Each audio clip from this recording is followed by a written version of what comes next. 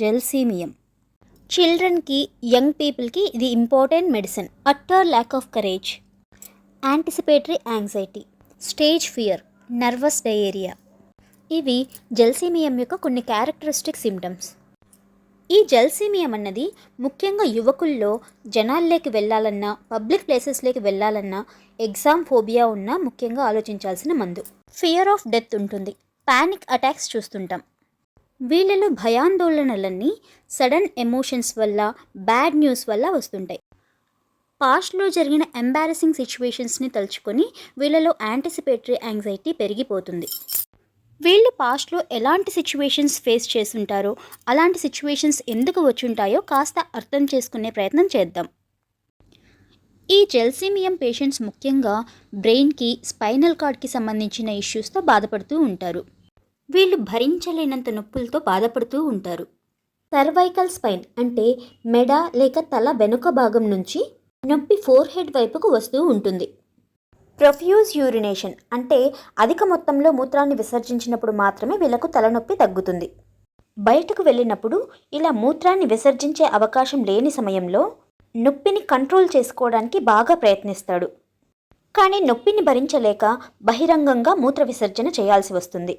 గతంలో 1-2 సార్లు జరిగిన ఇలాంటి ఎంబారసింగ్ సిచ్యువేషన్స్ కారణంగా వీళ్ళు జనాల్లోకి వెళ్ళాలన్నా, పబ్లిక్ ప్లేసెస్లోకి వెళ్ళాలన్నా భయపడుతూ ఉంటారు.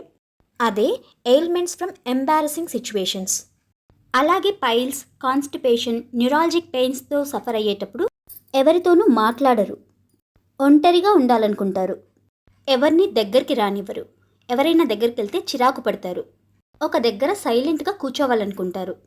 వాళ్ళ పెయిన్స్ని కంట్రోల్ చేసుకోవడంలో వాళ్ళ ఎనర్జీని అంతటినీ యూజ్ చేస్తూ అలసిపోయి ఎప్పుడూ డల్గా, డిజీగా, డ్రౌజీగా ఉంటారు.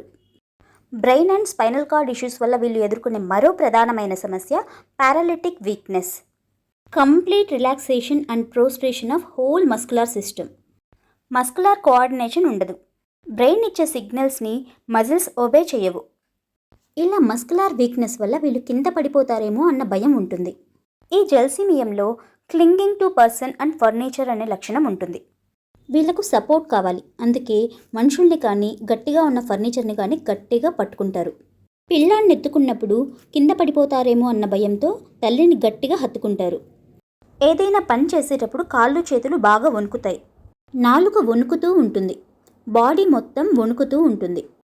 ఒళ్ళంతా సచ్చుపడిపోయినట్లు స్లీపీగా, డిజీగా, డ్రౌజీగా ఒకచోట కూర్చొని లేదా పడుకొని ఉంటారు. మానసికంగా కూడా చాలా అలసిపోయి ఉంటారు. ఏదీ ఆలోచించలేరు. లీస్ట్ మెంటల్ ఎగ్జర్షన్ వల్ల కూడా లక్షణాలన్నీ అధికమవుతాయి. నిస్సత్తువతో, మగత నిద్రతో ఉంటారు. వీళ్ళ కనురెప్పలు చాలా భారంగా ఉంటాయి. కళ్ళను పూర్తిగా తెరవలేరు. Paralysis, diplopia, drooping of eyelids, neurologic పెయిన్స్కి ఇది ఇంపార్టెంట్ మెడిసిన్. తల చుట్టూ టైట్ ప్యాంట్ సెన్సేషన్ ఉంటుంది. సన్ స్ట్రోక్కి మంచి మెడిసిన్. లక్షణాలన్నీ ఎండ వల్ల అధికమవుతాయి. జ్వరాలలో దాహం లేకపోవడం, చలి, స్లీపీనెస్ ఉన్నప్పుడు ఈ మందు వాడుకోవచ్చు.